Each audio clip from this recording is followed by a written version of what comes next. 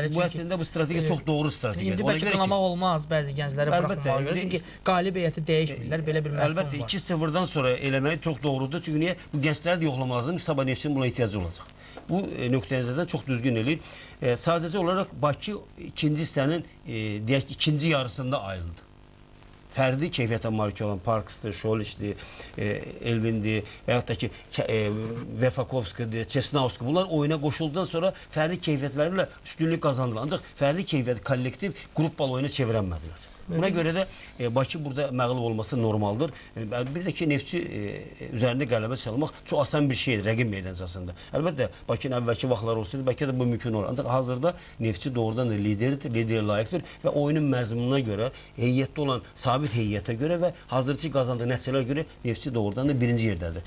Neftçinin çempion olması şübhə doğurmur, ancaq erkəndir bunu söyləmək. Çünki 5 oyun var. 5 oyunda Interlə oyunu var Neftçinin, Xəzərlənkəran rəqib meydancası oyunu var, Qarabağla oyunu var. Yəni bu 3 rəqiblər, üçü də Neftçiyə rəqibdirlər. Hər vaxt, məsələn, bugün biz Neftçini çempion kimi qəbul etsək də, ancaq qəbələrdə uduzdu. Ya bu nəyi göstərir? Demək, bugün çempionatda, birinci altılıqda hələ sabit komanda yoxdur. Hər bir komanda istənilən bir yerdə büdürəyə bilər. Bu Neftçiyə də aiddir. Ancaq mənə gəlir ki, Neftçi bu qazandığı şansı əlinə verməyəcək. Bakıdakı mənə gəlir ki, ən çox köklənir kubok oyunları. Çünki axırıncı şansı Avropa qapı kubokdan gelir.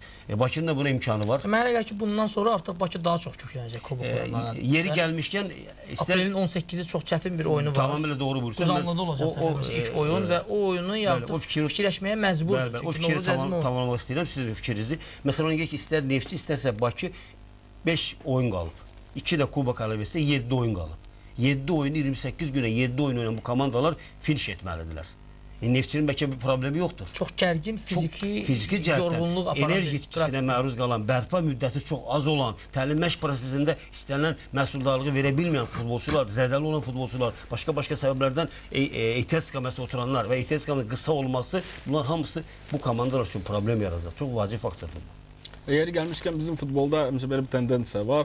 Yəni problemlər ancaq komanda uduzanda yada düşür. Belə ki, komanda erkən hazırlıq olmur. Komanda qələbə qazandığı problemlərdən danışmırıq. Amma düzdür, Neftçi son oyunlarda uduzmur ki, misal üçün problemlərdən danışaq, amma yenə də məcbur, öz onu bizi məcbur edir. Yəni heç kim danmır ki, Neftçi bugün Azərbaycan futbolunda bir liderdir. Yəni oyuna görə doğrudan da ən stabil, ən belə deyərdim, ümumilikdə götürsə baxımlı oyun göstərən bir komandadır və onun yəni lider olması Azərbaycan futbolunda son 2 ildə heç kimdə təəccüb doğurmur. Amma bununla belə mən deyirdim ki, komandanın fiziki hazırlığı lazımi səviyyədə deyil. Biz bunu Neftçi Həzər oyunda da gördük. Gördük ki, ikinci hissə daha çox Həzərin üstünlüyü ilə keçdi və belə deyək, komanda çox tez qapanır öz qapısına. Yəni bəzən bu effekt verə bilir, amma növbəti oyunlarda bu yəni öz effekti verməyə də bilər və bu oyunda da biz gördük ki, yəni hardasa oyunun son 20 dəqiqəsində Neftçi futbolçuları çox sönük görünürdülər. Məncə bu artıq taktika deyil, bu artıq bu taktikadan irəli gələn bir şey deyil. Məhz futbolçuların hardasa fiziki durumu ürək açan deyil. Ona görə də belə məqamlarda yəqin ki, ehtiyat skamyanın nə qədər böyük olması, məhz bu belə məqamlarda çox Neftçidə ümumiyyətlə ehtiyat skamyası var, amma onu biraz işə salmaq biraz çətindir. Çünki Neftçidə elədir ki, yəni futbolçunu əvəz etmək çox çətindir. Yəni burada Neftçi klubunda biz dəfələrlə görmüşük ki, əvəz olunan futbolçular bunu çox böyük yeri gəlmişkən həmkarımın dediyinə bir şey əlavə etmək istəyirəm ki, müasir futbolda, yəni yüksək səviyyə Avropa, dünya futbolunda təkcə məşq prosesi və yaxud da ki, ehtiyat istiqamətindən deyil, enerji itirmiş futbolçuların enerjinin bərpası prosesi var. Tibbi, bioloji, texnologiya var ki, orada müasir futbolda buna istifadə olunur. İstər qidalanmadır, istər bərpa prosesi, istər bərpa edici məşqlərin düzgün keçirilməsi, istər futbolçuların peşəkarlıq səviyyəsinin yüksək səviyyədə olması, istər fərdi bərpadır. Bunlar hamısı çox vacib faktorlardır. Əfsuslar ki, Azərbaycanda bugün o səviyyə gözlənilmir. Bir məqamda var, məsələn, mən istəyirəm onu qabardım. Bugün Neftçinin çempionluğundan, çempionluğa Real namizədliyindən danışırıq.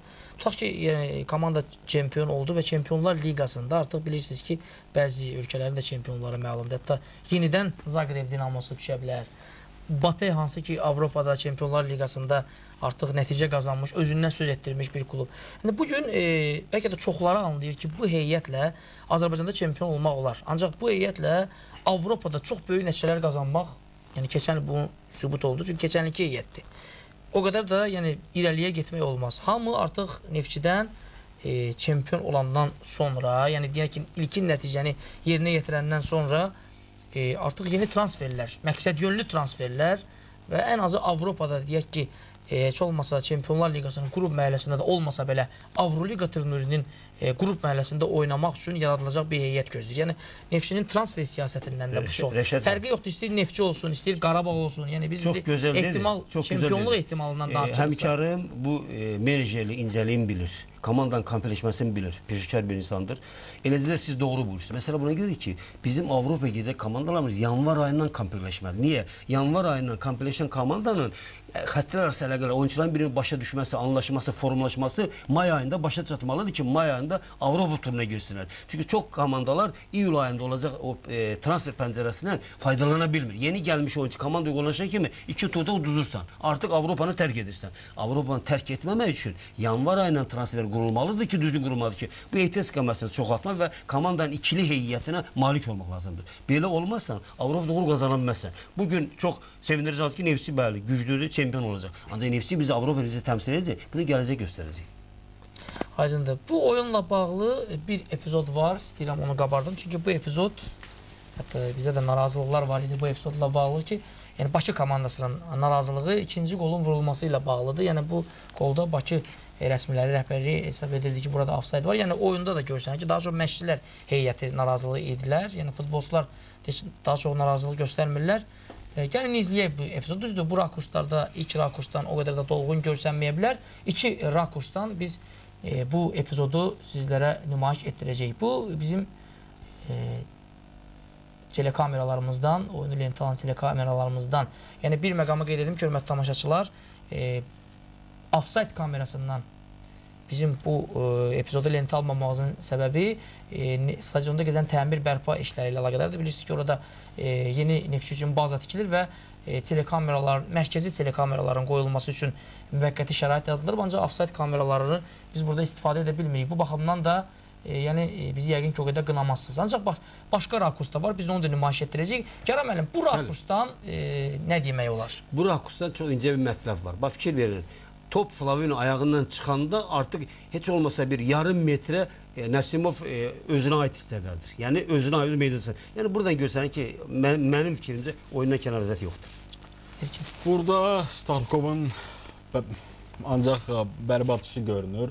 Çünki elə bir komandada iki mərkəz müdafiəçi var. Hərə öz aləmindədir. Biri offside-da çıxır, biri offside-da çıxmır. Yəni burada mən deyərdim Novruz Əzimovluq bir şey yoxdur. Çünki komanda iki təlim məşq toplanışı keçir.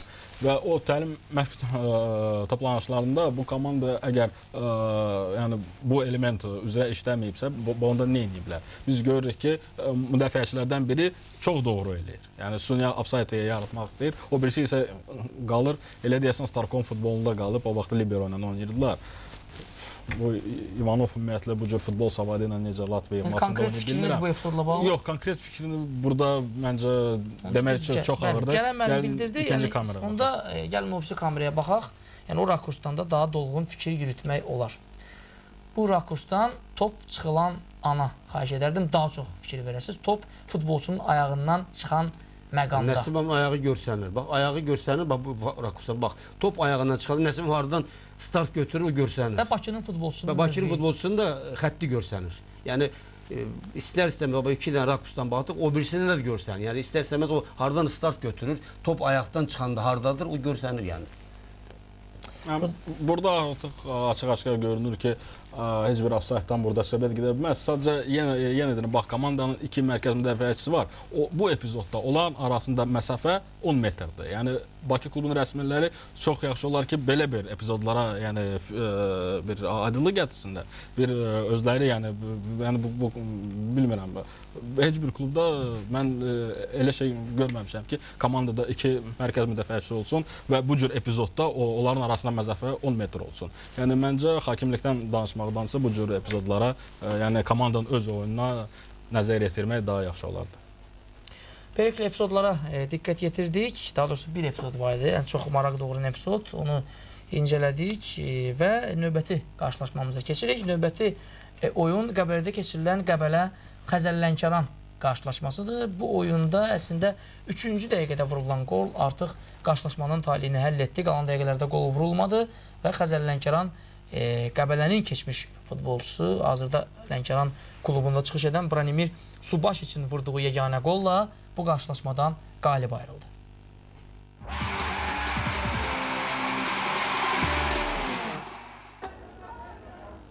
Çempionluq mübarizəsinin daha bir iştirakçısı Xəzər-Lənkəran komandası 27-ci turda səfərdə Qəbələ ilə qarşılaşır. Oyuna fəal başlayır Cənub komandası. Pitin ötürməsi Şubaşiç, birbaşa qapıya doğru zərbə və top qapıdadır. Qarşılaşmada 3-cü dəqiqə və Branimir Subaşiçin qolu Xəzər-Lənkəran komandasına bu görüşdə qələbə qazandırır. Çünki qalan dəqiqələrdə Qəbələ futbolçuları nə qədər çalışsalar da qol vura bilmirlər və oyun Xəzər-Lənkəranın qələbəsi ilə başa çatır.